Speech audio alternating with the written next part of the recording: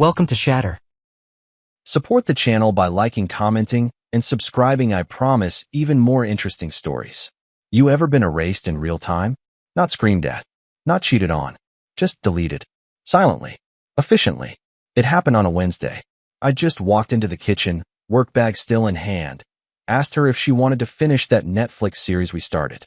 Her eyes didn't even leave the screen. She just said flatly, "You're not exciting. You're just convenient." That word, convenient. It dropped like ice water down my spine. She didn't blink, didn't smirk, just let it sit between us, like it was nothing.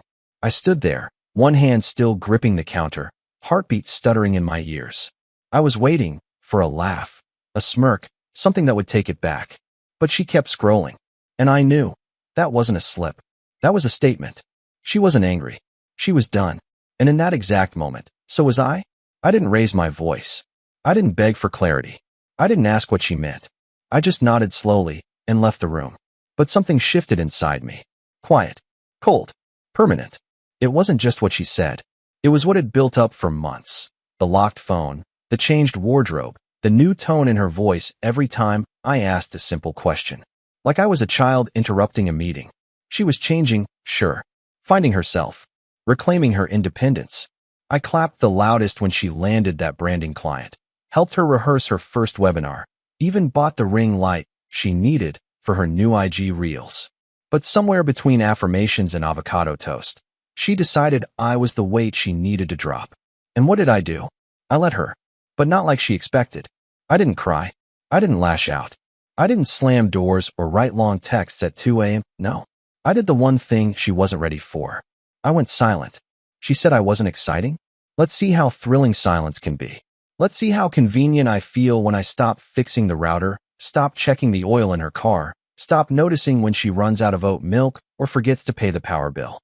Let's see what happens when I go from husband to ghost. Because she didn't just kill the conversation. She flipped the switch on everything. And what she didn't realize, that was the last time she'd ever feel in control of me again. The first sign came through someone else. That's always how it starts. We were at a friend's birthday. A rooftop thing. City lights. Cheap cocktails, too many influencers trying too hard. She was radiant, of course. Tight dress, hair down, laughing louder than usual. I kept to the edges, beer in hand, nodding where I had to. Then someone leaned in, Jordan, an old college buddy. He didn't mean anything by it, but the words landed like a nail through glass. "Man, I thought you guys split. She's been out here acting like she's single." I blinked. "What do you mean?" He shrugged. "I don't know. Just the way she talks. Like she's figuring things out. Reinventing herself. You know how it is." I nodded, but something inside me curled. She hadn't told anyone we were separated, because we weren't. But apparently, her performance said otherwise. I watched her from across the rooftop, surrounded by a half circle of men and women, all captivated. She was talking with her hands. Laughing. Like I didn't exist. And maybe, in her world, I didn't. Later that night, back at home, she kicked off her heels like the evening never happened. Took off her makeup, wrapped her hair in a towel, and scrolled her phone while brushing her teeth. I stood in the doorway, watching her. I didn't ask her what Jordan meant. I didn't ask who she was trying to impress. I just watched, collected data, studied the performance she didn't realize I'd caught. And then I started noticing more. Little details. She started hiding her phone when I entered the room, locking the screen with a flick. Her laughter changed pitch when she read certain messages. She wasn't cheating, not yet. But the bridge was halfway burned. And me? I went colder. No accusations. No guilt trips. Just subtle withdrawals. I stopped asking about her day. Stopped offering to pick up her favorite snacks. When she asked if I could help her with a client presentation, I told her I was tired. Then I said nothing at all. She started noticing. Not outwardly. Not yet. But the shift was happening. And I wasn't done. One night, while she showered, I opened her laptop. Just curiosity. Nothing more. She hadn't logged out of her email. I didn't dig. Didn't scroll. I saw just enough to know there were messages from a man named Mark. Frequent. Familiar. Always late at night. I closed the laptop. Said nothing. She thought she was being discreet. She thought I wasn't paying attention. But every detail was now evidence. Not for court. Not for confrontation. For strategy. She had drawn first blood, emotionally, socially. Now it was my turn to vanish. Not physically, just from her narrative. She wanted independence. She'd soon choke on it. This wasn't revenge. This was precision. The confirmation didn't come with fireworks. No lipstick on a collar. No unfamiliar scent. Just a quiet digital trail that someone less attentive would have missed. But I wasn't inattentive anymore. I was alert, focused, methodical. It started with her routines. She used to keep her phone on the kitchen counter while cooking, notifications popping up freely. Now it never left her side. She started using headphones during FaceTime calls. She started wearing perfume to quick errands. None of this proved anything. But I wasn't looking for proof. I was watching patterns. And patterns always reveal the truth. One morning, she left for yoga class. But the studio's app still lived on our shared iPad. And her check-in history? Empty. For 3 weeks straight. She wasn't doing downward dog. She was doing something else. Someone else. Still, I didn't confront her. Confrontation is an emotional response. Emotion was no longer part of my operating system. I checked our shared credit card account. Not to spy, just to validate a suspicion. There it was. Restaurant charges. Not just dinners, lunches too. Places we never went together. A wine bar that needed a reservation. A hotel bar on a Thursday afternoon. It wasn't the money that mattered. It was the timeline, the overlap, and the silence that followed each long meeting or client lunch. She had no idea I knew. That was the key. That night, she walked into the bedroom wrapped in a towel, damp hair curling over her shoulders. She asked if I'd seen her gray hoodie. I said no, without looking up. I was staring at the ceiling. She didn't press. Didn't care. She'd already left emotionally. She thought I was too numb to notice. But I was documenting, logging every inconsistency, watching her dig a hole with manicured hands. When she slept, I stayed awake. When she smiled, I studied the shape of it. It was no longer mine. The final piece came via slip-up. She left her laptop open. A message popped up on the screen, just one line. Last night was worth the risk. I didn't need to read the rest. I didn't scream. I didn't slam anything. I just closed the laptop, walked to the kitchen, opened the fridge. Cold water. 1 glass. I drank it slowly, because now I had everything I needed. I wasn't just a man with a broken heart. I was a man with a plan. And that plan began with silence. You see, she hadn't just betrayed me. She underestimated me. And the most dangerous kind of man is the one who lets you. The next morning, I made coffee for one. Didn't offer her any. She asked if I was okay. I smiled without warmth. Just thinking, I said. And in my head, I was already gone. The day I disappeared didn't start with drama. No suitcase by the door. No slammed doors or stormy exit. Just a slow, deliberate fade. I left for work at 6:30 a.m., earlier than usual. She was still asleep, one leg tangled in the sheets, phone clutched loosely in her hand. Probably dreaming of someone else. I didn't kiss her forehead like I used to. I didn't pull the blanket up to her shoulders. I didn't even look back. Instead, I drove past my office. Kept going. 2 hours north, into a small lakeside town where no one knew me. By noon, I had a temporary rental under another name. A studio loft with high ceilings and no memories. No framed photos. No perfume clinging to pillowcases. Just air, silence, and space. I turned off my phone. Not airplane mode. Powered off. Dropped it in the drawer. It buzzed once before dying. Probably her. Maybe not. I watched the screen go dark and felt something uncoil in my chest. Freedom. That night, I logged into the joint account. Transferred funds. Not all of it. Just enough to cut her oxygen supply. Froze 2 cards. Redirected paycheck deposits to a separate bank. Not revenge. Just self-preservation. I didn't text. I didn't email. I didn't leave a note. For her, the silence started at 6:30 a.m. And kept expanding. By day 2, she called 6 times. No voicemails. Just the panic of unanswered rings. By day 3, she texted, "Where are you?" I didn't answer. Then, "Are you okay?" I still didn't answer. On day 4, she messaged my coworker. He played dumb. Said he thought I was working remotely. Which, technically I was. I answered emails. Scheduled calls. Hit deadlines. Business as usual. But at night, I walked the quiet streets of a town she'd never visited. Ate alone in diners where no one asked personal questions. Slept in a bed that didn't smell like betrayal. She, meanwhile, was unraveling. By the end of the week, she was calling from blocked numbers. messaging through Instagram, emailing me poems, old photos, half apologies.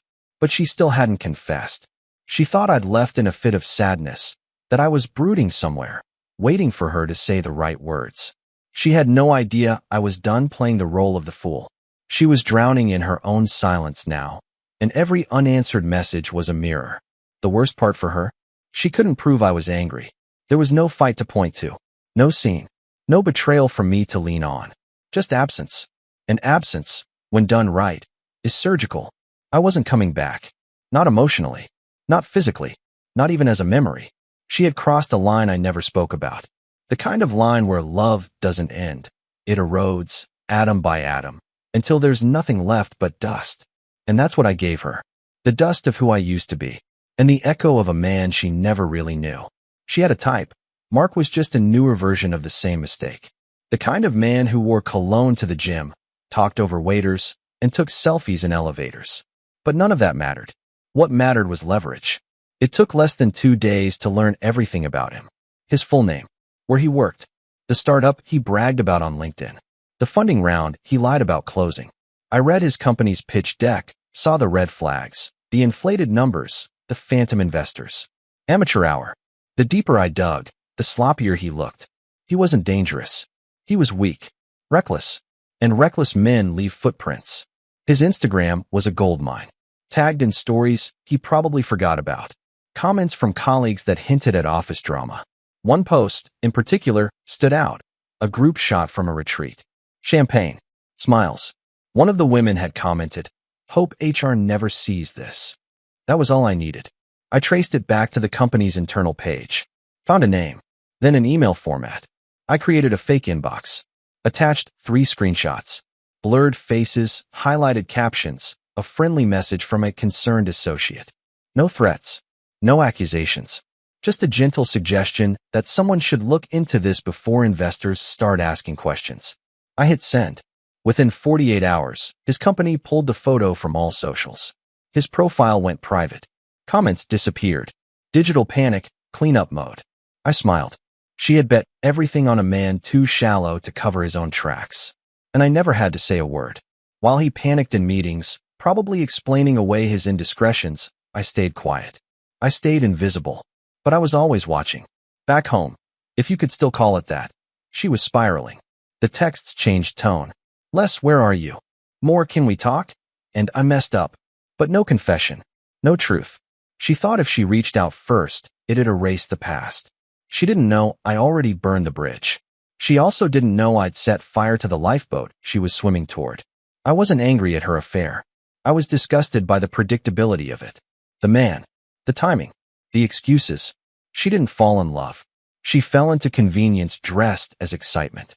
Now that excitement was costing him more than he expected. And soon, it would cost her everything. Because this wasn't about payback. It was about closing the circle. Tight. Silent. Absolute. She thought I was retreating. I wasn't. I was positioning myself for checkmate. The first real fracture wasn't private. It happened at her sister's baby shower. I wasn't invited. That was expected. But people still asked about me. Friends. Cousins. Her father. She told them we were taking space, that I was on a work trip, finding clarity.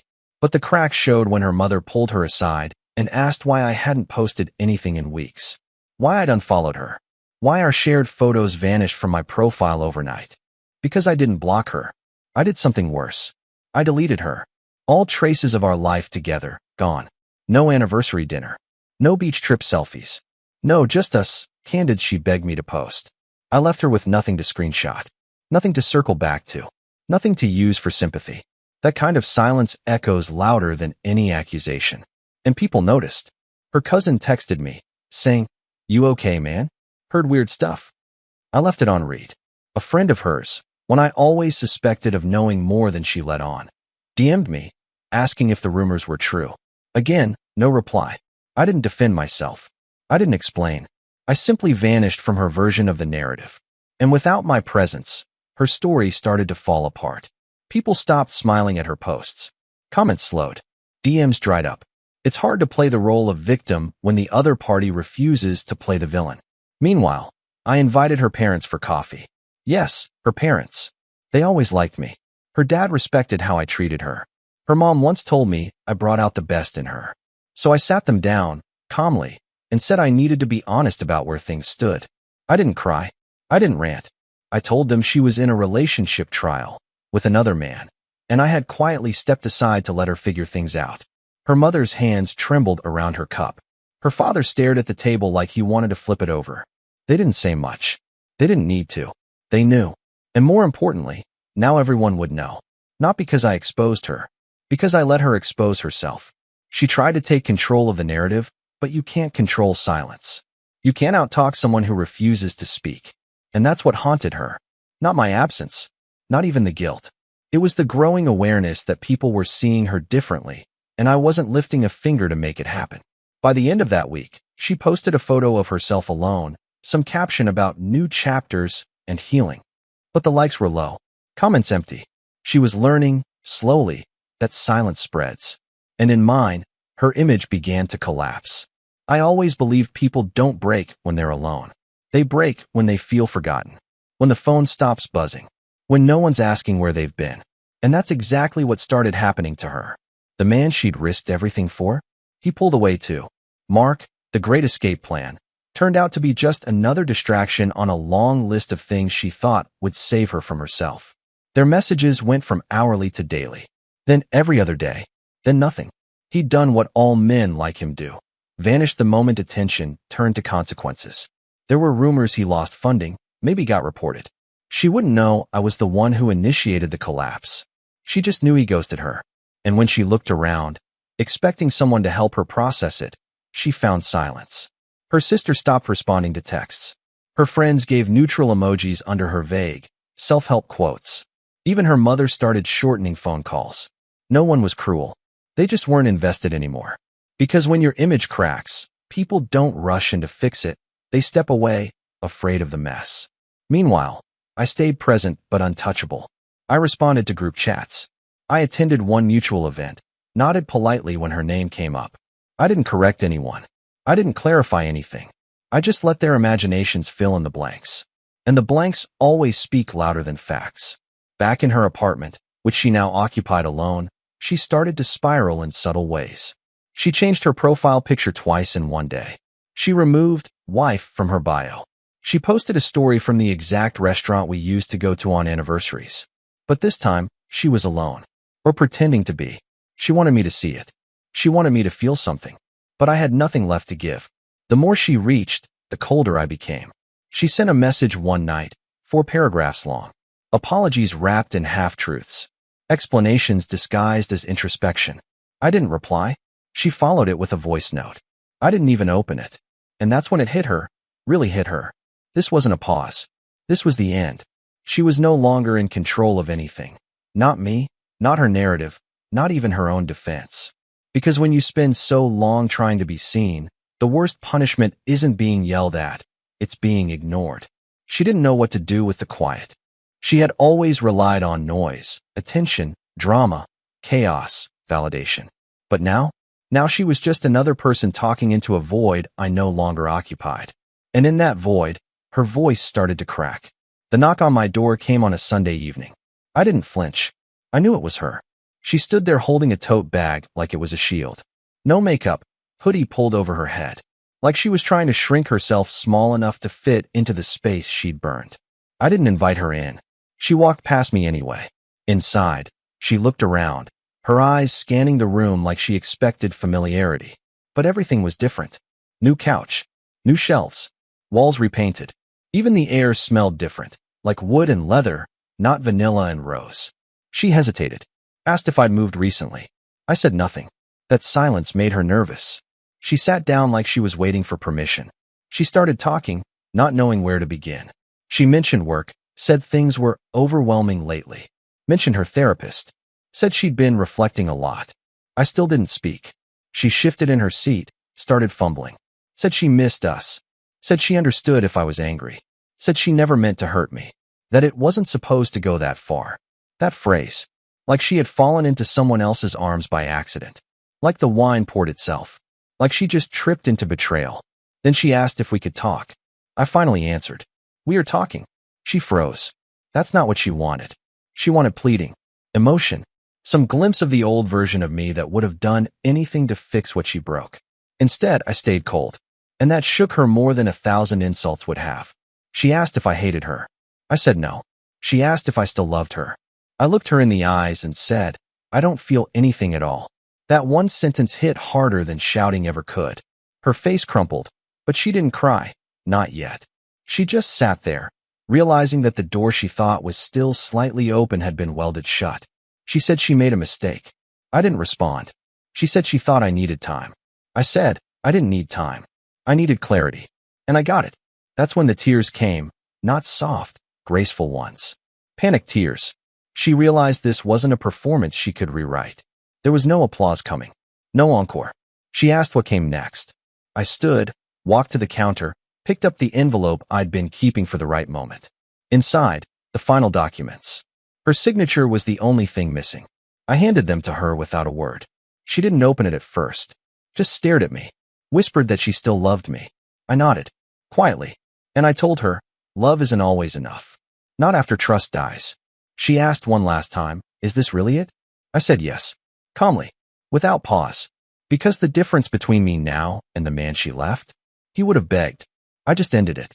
After that night, she didn't call again. At least, not directly. Instead, I saw it in echoes. Mutuals messaging out of the blue, her cousin asking if I was doing okay.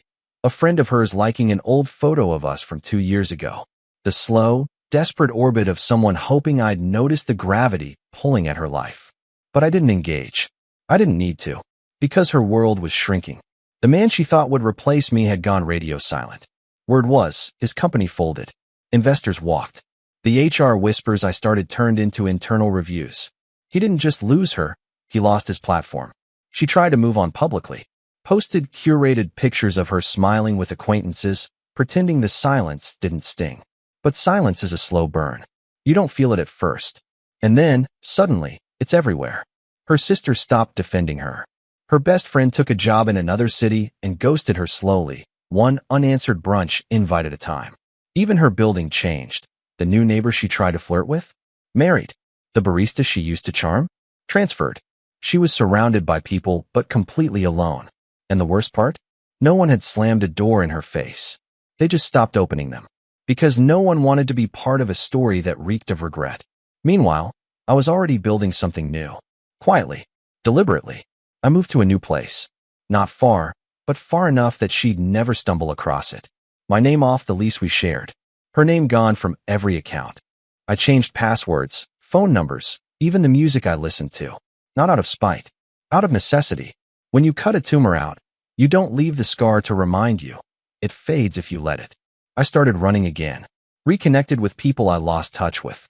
Old friends. The kind who didn't ask questions, just offered a drink and a laugh. I slept deeper. Ate better. Spoke less, but with more weight. I was no longer him. The man she discarded like expired milk. I was sharper. Still. Free. And she felt it. She emailed me once more. Subject line, just 1 minute. I didn't open it. Not because I was bitter. Because I had nothing left to say. Closure isn't a door you shut together. It's a house you burn alone. And walk away from barefoot. She thought I'd always be there in some form. Lingering. Watching. Maybe waiting. But when someone teaches you how little you mean to them, believe them. She had shown me. And I'd listened. The final time I saw her was accidental. Or maybe not. I'll never know. It was a gallery opening downtown. A mutual friend. Someone who hadn't taken sides because he was smart enough to know silence often tells the louder truth. I didn't go to be seen. I went because I liked the artist. Abstract lines. Stark contrasts. Pain without explanation. I was standing near a painting, dark brush strokes, almost violent in shape, when I felt her presence before I saw her. She hadn't changed much. Hair a bit longer. Face a little thinner. Clothes carefully curated for attention. She hesitated when our eyes met, like she wasn't sure if she had the right to look at me. But she did anyway. She walked over. I didn't move.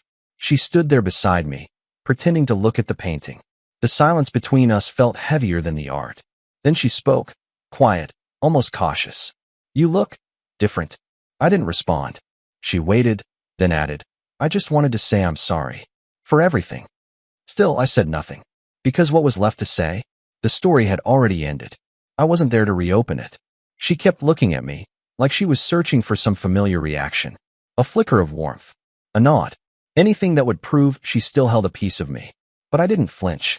She asked how I was. I told her the truth. I'm at peace. Not happy. Not bitter. Just at peace. And that seemed to hurt her more than any cruel words could. She tried to fill the silence, talked about therapy, how she'd changed, how she'd learned. But her voice trembled. She wasn't talking to me. She was trying to convince herself that redemption was still an option. I let her finish. Then I said, "You don't owe me anything." She blinked. I continued, "And I don't owe you a second version of myself just so you can feel better." Her face crumbled for a second. She opened her mouth, but nothing came out. I turned to the painting, stared at it one last time, then looked back at her. "I didn't disappear," I said. "I just stopped showing up where I wasn't respected." Then I walked away. No dramatic turn. No backward glance. Just steps forward. The crowd swallowed me whole. She was left standing in front of that canvas, surrounded by strangers and silence. And maybe, just maybe, she realized that the man she once called convenient had become a ghost she'd never outrun. That was the last time I ever saw her. No regrets. No what-ifs. Only clarity. And the quiet power of walking away. Completely, and for good. Real men don't explode. They exit. Subscribe for more power stories.